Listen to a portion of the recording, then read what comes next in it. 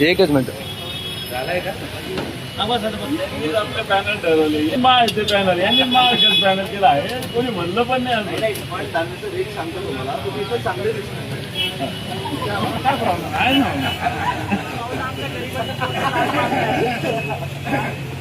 सोबत दिसताय तुम्ही. मगरे साहेब चाय आ रही क्या सही.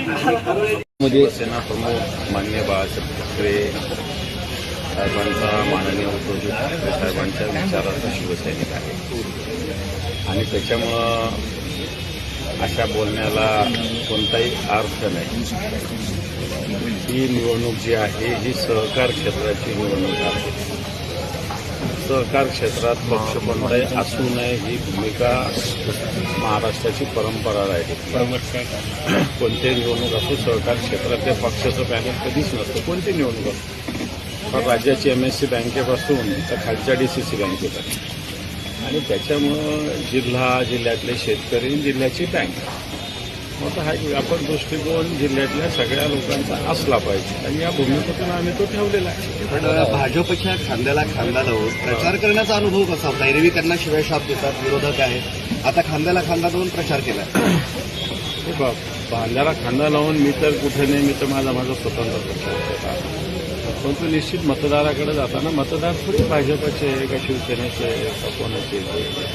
मतदार हा मतदार आहे. सरकारी कर्मचारी याच्यामध्ये अर्धे मतदार विविध कार्यकारी सोसायटीचे सगळे लोक आहेत. ते काही पक्षाची थोडी आहेत.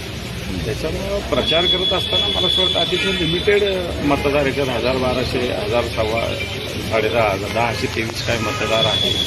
त्याच्यामुळे प्रचार तर आम्ही सगळे मिळून केलेला आहे. हे सत्य आहे.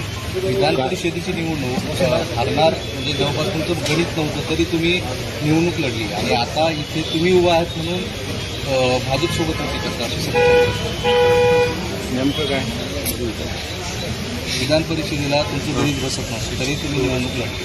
म्हणजे तुम्ही निवडणूक जिंकू शकत होता तरी महायुतीच्या म्हणजे महाविकास आघाडीतून जिंकू शकत होता असं त्याचं म्हणणं आहे. तरी तुम्ही महायुतीत का आले असा.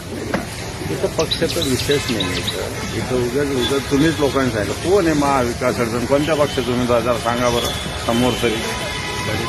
एकटे डॉक्टर कल्याण काळे म्हणजे काय महाविकास आघाडी अशातला थोडी भाग आहे. तेही एका तालुक्यातून शेतकी मतदारसंघातून उभे जिल्ह्यातून थोडी उभे येते.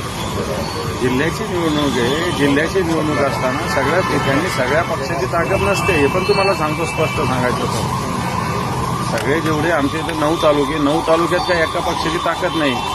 एखाद्या ठिकाणी भाजपची एका ठिकाणी शिवसेनेची एका ठिकाणी राष्ट्रवादीची आणि म्हणून सगळ्यांना एकत्र येऊन लढावं लागतं. ते आम्ही लढलेलो आहे.